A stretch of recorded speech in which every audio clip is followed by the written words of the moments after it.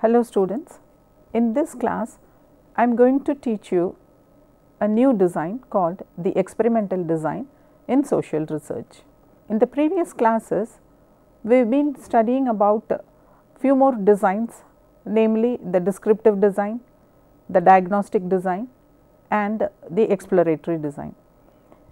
In the case of the descriptive design, it is just explaining an event or a person or a group of people. But in the case of diagnostic design, we said that the solution for an issue has to be sought out. In the next design, namely the exploratory design, we said that we have to find out the causal relationship between different variables. The experimental design is also meant for finding out the causal relationship, but the experiment is conducted in a different manner. Normally when we talk about experiments, we think that experiments are unique only to physical sciences and biological sciences, but in social sciences also the scientists tried to use experiments in order to make research more scientific. So, also in sociology we have conducted experimental research with the help of the experimental design. That is what I am going to explain to you in this class. Experimental designs are primarily concerned with testing causal relationships. Originally, Comte designed and applied this design to social research, but his experiments were based on controlling natural forces. The modern experiments in social sciences are well developed. Experiments in natural sciences are very common. In social sciences, experiments are conducted in psychology, education, social work and sociology. The term experiment refers to that part of research in which some variables are controlled while others are manipulated and their effects on controlled variables are observed.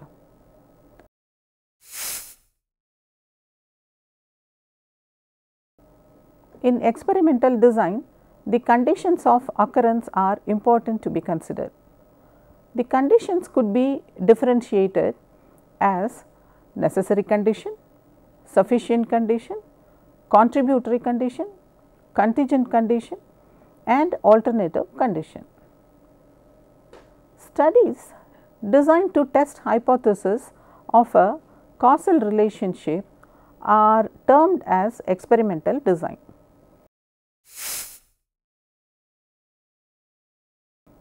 In experimental design, the research asserts that a particular occurrence, say X, will determine the occurrence of another event, that is, X is the cause of Y.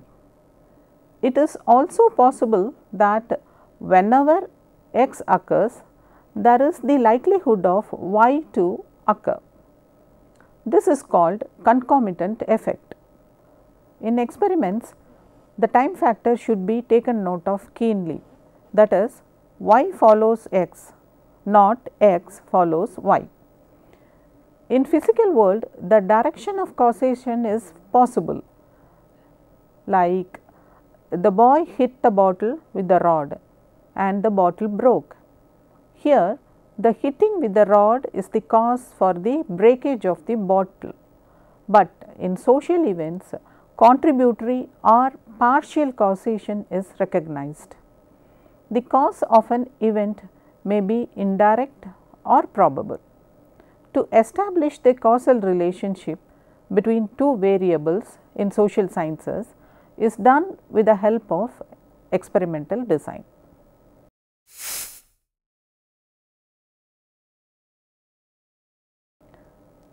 In experiments, we identify two different variables.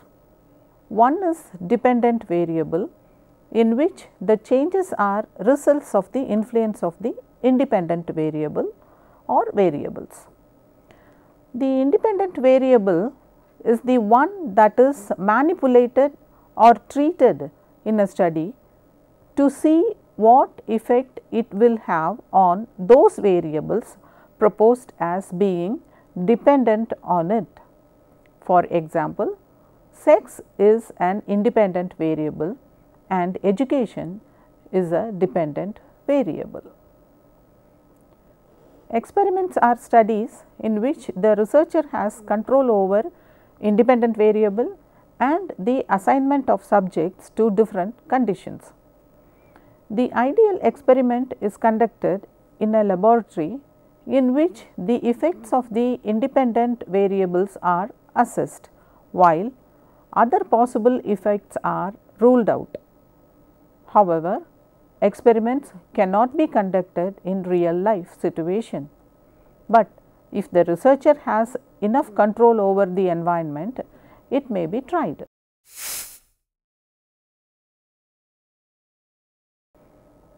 There are several steps in conducting the experimental designs, which we will see now. Start with an appropriate hypothesis.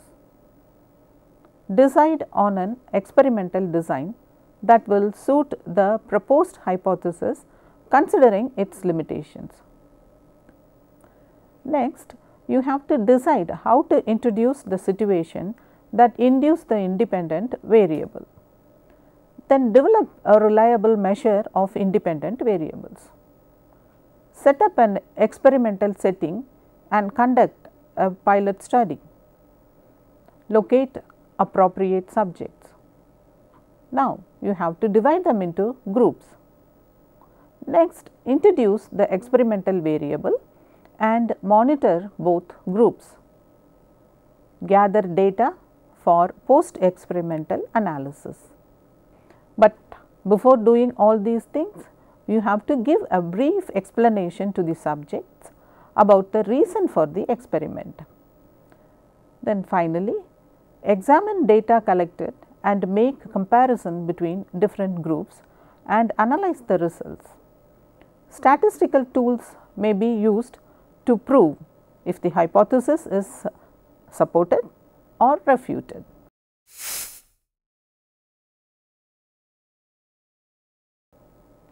To conduct an experiment, we should have two groups, a control group and an experimental group. The control group provides essential protection against the possibility of factors other than experimental treatment that could influence the dependent variable. The experimental group is the one on which the experimental variable is applied. That is, experimental group is the one on which the experimental variable is applied, while the control group is the one on which we are not going to apply the experimental variable which we are trying to establish. Yes, students, I said that we need two groups to conduct an experiment. How are we going to form these two groups? On what basis we are going to group them? There are two ways by which we can do it. One is randomization and the other one is matching. What is randomization? Randomization involves random assignment of subjects to these two groups. The assignment procedure might have each subject the same chance of being assigned to any one of the two groups. This could be done just by flipping a coin or giving random number. The members of the control and experimental groups are assigned at random so that each subject is given equal chance of being assigned to the group. The choosing may be done either by flipping of a coin for head or tail procedure. This does not mean that these two groups will be exactly alike, but that whatever difference do exist between them prior to exposure to the experiment variable may be due to chance. That is why we say this is randomization. We are not trying to match them. with all their background characteristic features. But in the case of next procedure, which we call as matching, it is quite different. Now, we will see what we do under matching.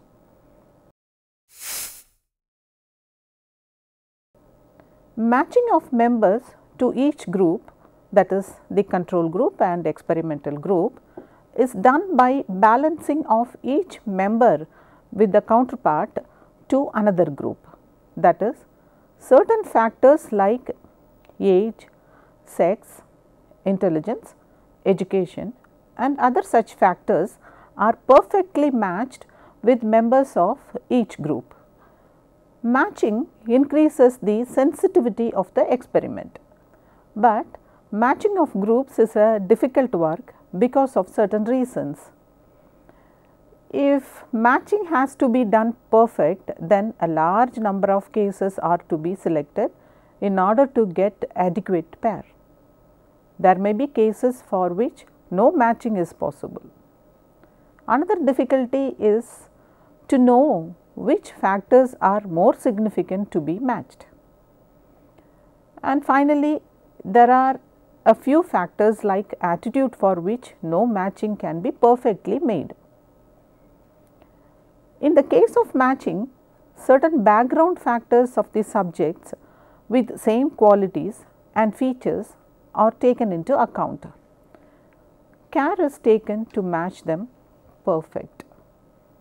With this part, we understand how we divide the subjects into two groups, and now we need to start conducting the experiment. There are numerous types of experimental designs to suit the nature of the study. The two most significant and basic forms are after only design and before after design. The first one is after only design, which I am going to explain to you now. Individual subjects are randomized to make two groups.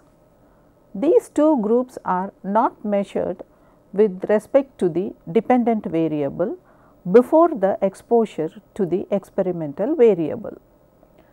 The experimental group is exposed to the experimental variable now. The control group is not exposed to it. Both the groups are measured after the experimental variable is introduced on the experimental group only. The variation found or not found on the experimental group will determine the relationship between the two variables, either as positive or as negative. For after only experiment, I will give you an example. For instance, a researcher wants to study the influence of sound in the performance of the students. Here, he introduces noise while the students are performing their examination. Prior to this, he has divided the group into two as control group and experimental group. On the experimental group, he is going to apply the sound or the noise. When the experimental period is over, the researcher is trying to measure their performance level, that is the performance level of the subjects who come under both the experimental group and the control group. Now, he will try to prove whether the effect of sound or noise has a positive or negative influence on the performance of the subjects. Here, the performance level of the subjects is measured only after the experiment. Therefore, the researcher cannot establish that the performance level either increased or decreased because of the noise only. The reason is that he has not measured the performance level of the subjects prior to the experiment. So, this type of experiment has its own drawbacks. In order to overcome this defect, researchers have introduced another type of research design. This is before after experimental design.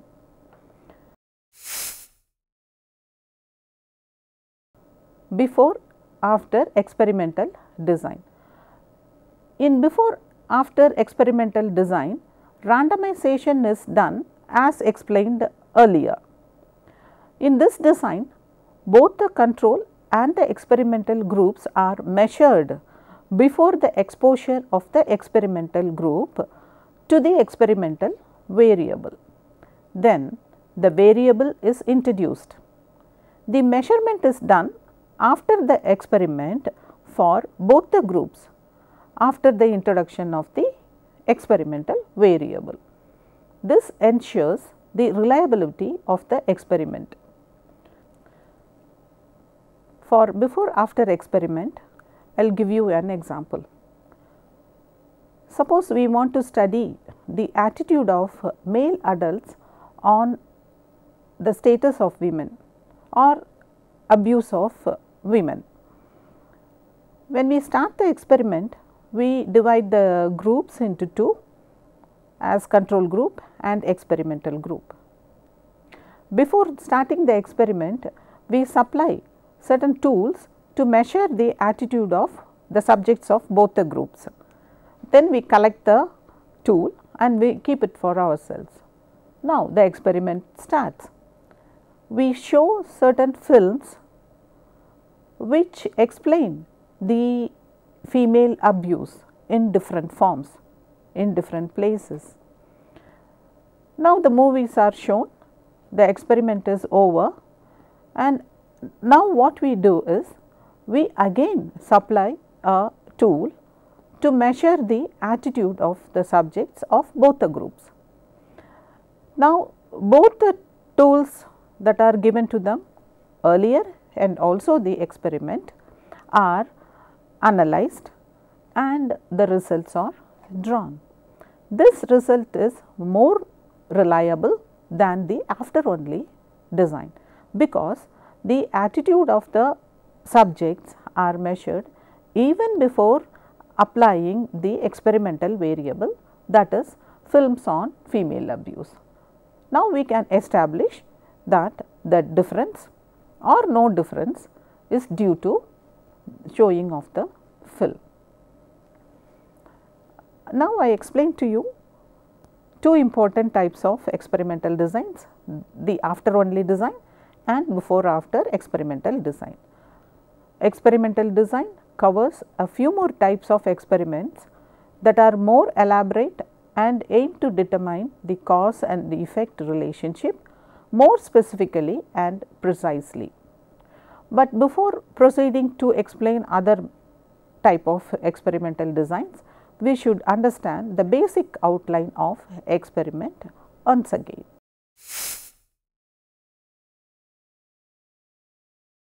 In experimental design, two groups are selected that do not differ from each other significantly. The experimental group is exposed to the assumed causal variable. The control group is not exposed to it. After the experiment is over, these two groups are compared in terms of the assumed effect. There are three types of evidences that are required for testing causal hypothesis. The first type is known as concomitant variation.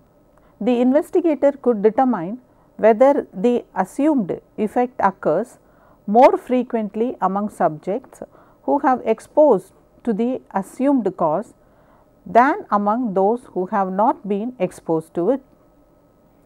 The second one is that Y did not occur before X occurs.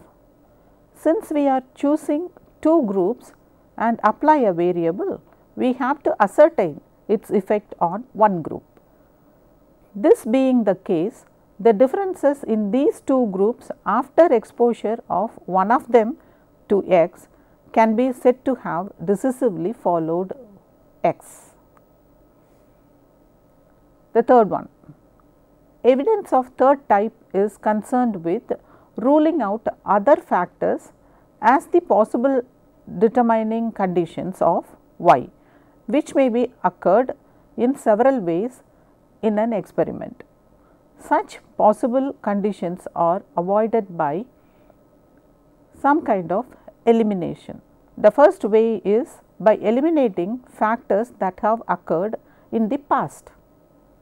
Second, by avoiding contemporaneous events other than the exposure to the experimental variable.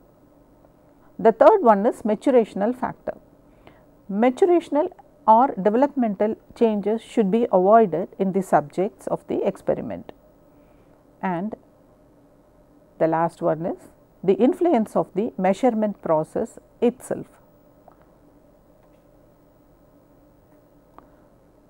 Different procedures have been evolved to eliminate each of the above type of factors as possible determining factor of y.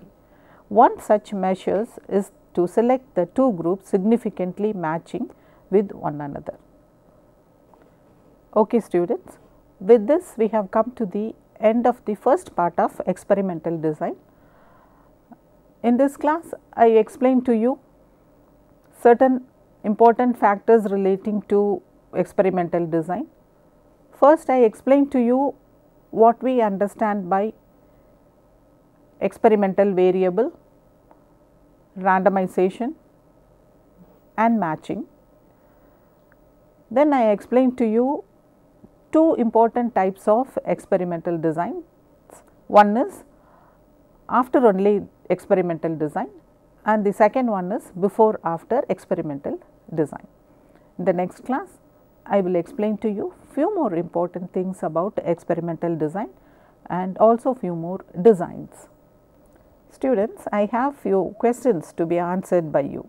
These are the questions. 1. What are the two types of methods employed to divide the subjects into two groups in experimental designs? 2. What is an experimental variable? Give examples. 3. Describe after only and before after experimental designs. We will meet in the next class. Bye.